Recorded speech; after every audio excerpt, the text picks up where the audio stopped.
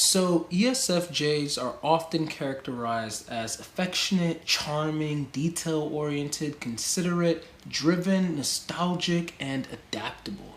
And who more is like this than Drake?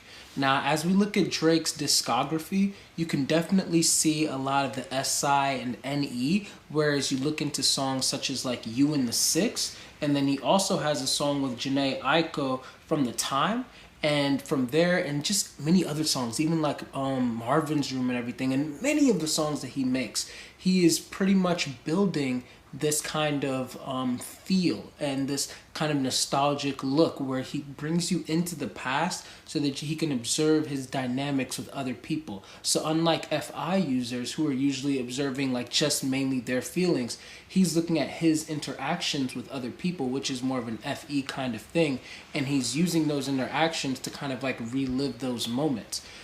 Drake is also really charismatic. So when you see him in these interviews and you see him like, having the famous FE guffaw, like something along those lines, and he pretty much presents himself in a way that's very attractive, or for lack of better terms, just alluring.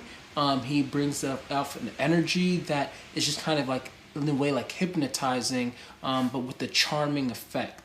And then when he makes his music, he knows how to work the people. He knows what the people want. He uses that SI function to be able to look at what has always worked, but his tertiary NE is just strong enough to be like, okay, I know enough of what has always worked to keep it this way and keep it consistent and reliable, but then I'm going to add a little bit of a twist each time so that it can still be a little bit innovative, so that it could still be a little bit of a change. And now that you look at the records, he has definitely done that. He has changed up the game, even while still most people could say that he doesn't really add as much substance. And as you can see, he has the potential to add that not even necessarily substance, but a lot of that symbolic type of imagery or things that he talks about in his music. He has the ability to be able to add that here and there, but he prefers to stay on the more safer route, on the more consistent and reliable route, which is where his SI trumps his NE.